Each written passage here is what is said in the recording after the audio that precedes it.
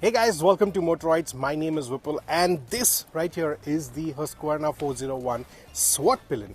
And we've seen this motorcycle in a lower engine format earlier and it was launched in 2020.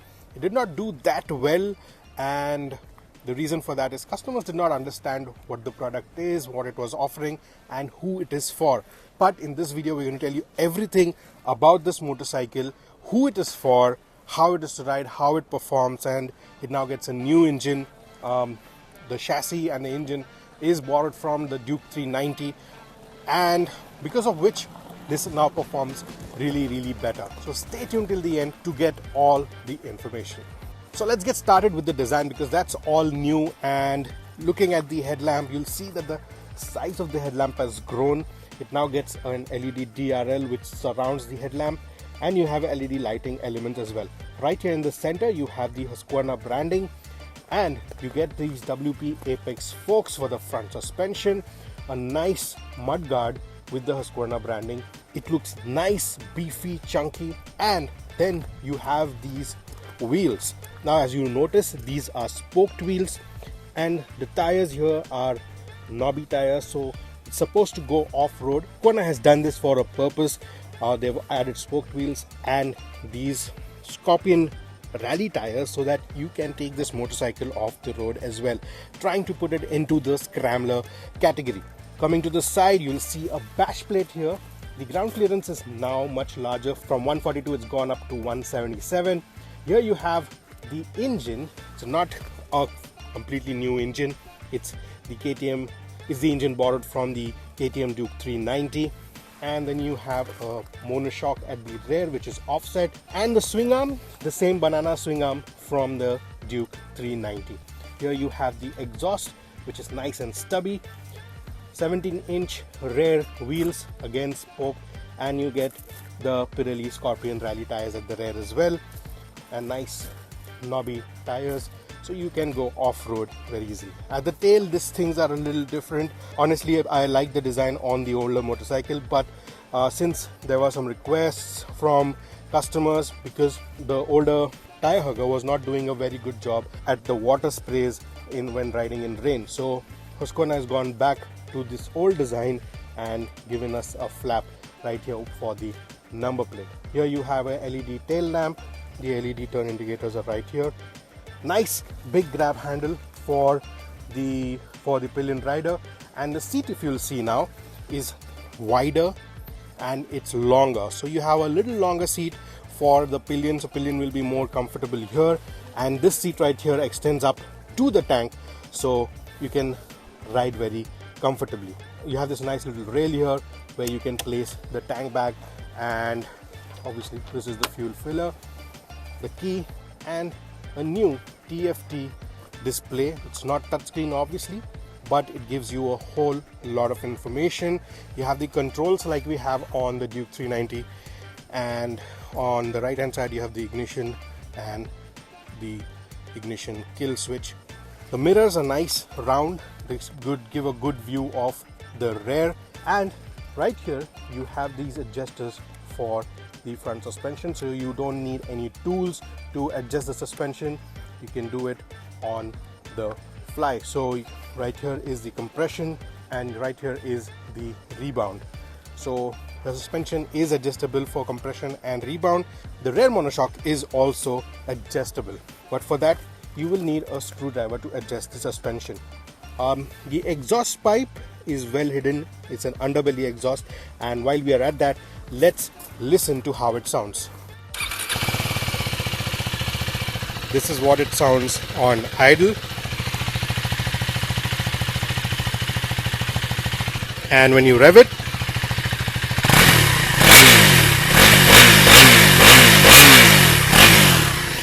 take it up all the way to the red line,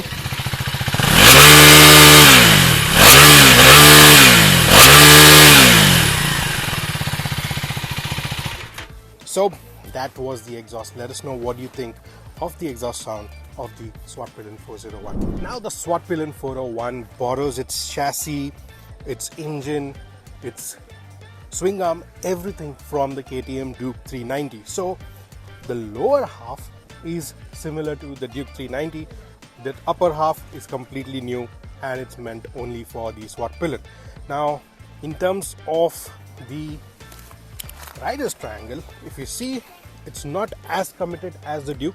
The Duke is much more committed than this, but this one is more relaxed. Now this one is trying to be a scrambler, and you can ride longer on this motorcycle with much more comfort because you get a fairly comfortable riding position. Now my back is still a little bit slanted, but still I am comfortable, and even the seat is very nice. The foam and the cushioning is really nice on the seat, and you will be comfortable for longer durations as well.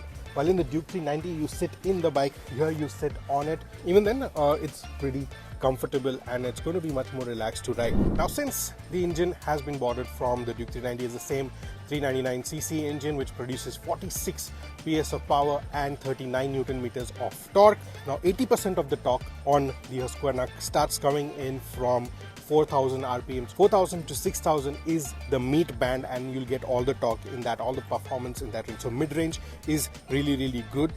In terms of performance, you will notice that the engine is pretty relaxed up to 7,000 RPM. Start to push it up after 7,500 and you will start that the vibrations are kicking in.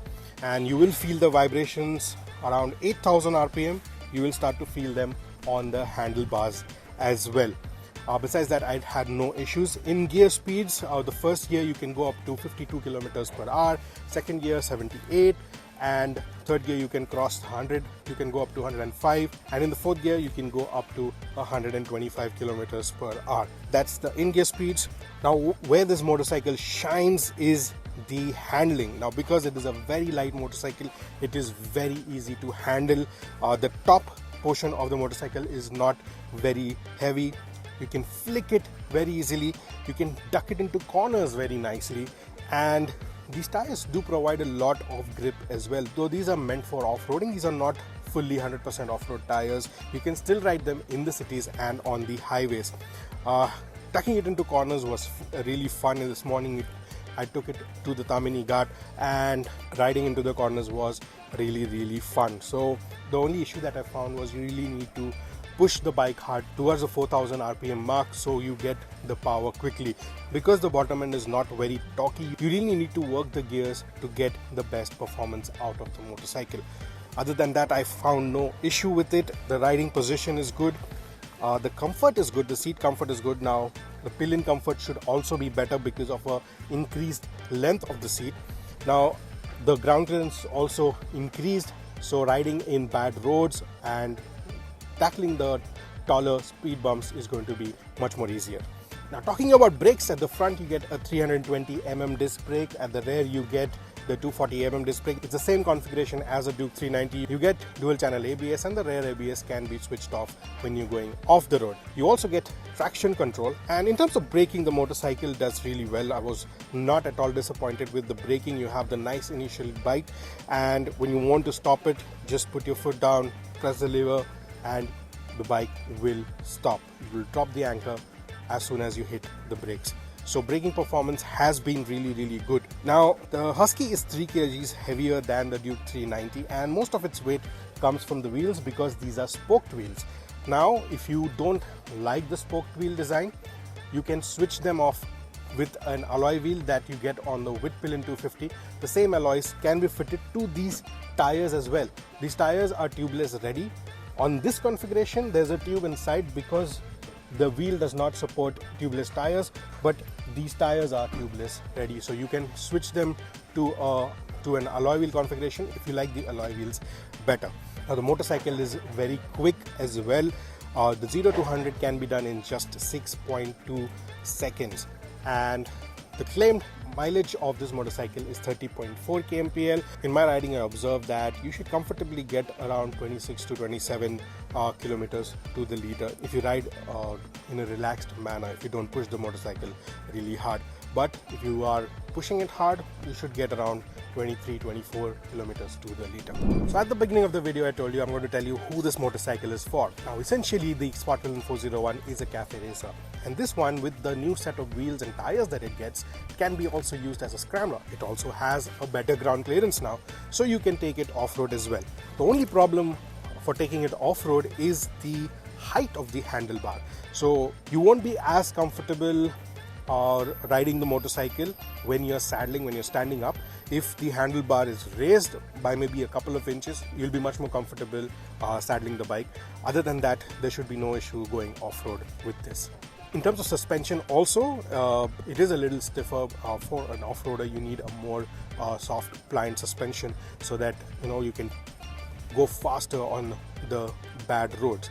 But if you take it soft roading, there should be no issue. Now the price of this motorcycle is 2.92 lakhs ex-showroom. It is about 18,000 cheaper than the Duke 390, but it does get a few less features. Like this does not have riding modes like the Duke 390 does. So that's where the cost saving has been done. And if you are in the market for a motorcycle that looks a little different, because in my opinion this looks really nice, and there's no other motorcycle that really looks like this, the kind of design, the shape and lines that this has, the seating ergonomics, no other motorcycle has this kind of a design. And if you want something that is unique, that stands out from the crowd, and you want the performance and the riding dynamics like the Duke 390, you can definitely consider this one. Now this will be sold out of the KTM dealerships, KTM showrooms all across India, and that's where these bikes are going to be available. That was the Husqvarna Svartpilen 401 for you. Let us know what you think about this motorcycle. If you have any questions, put them down in the comments below and we will answer each and every one of them. Thank you so much for sticking around till the end of the video. Subscribe to Motoroids if you haven't already. Press the bell icon so that you get notified whenever we upload our next video. This is Vipul signing off. I'll see you in the next one. Until then, rev hard, rev free and ride safe.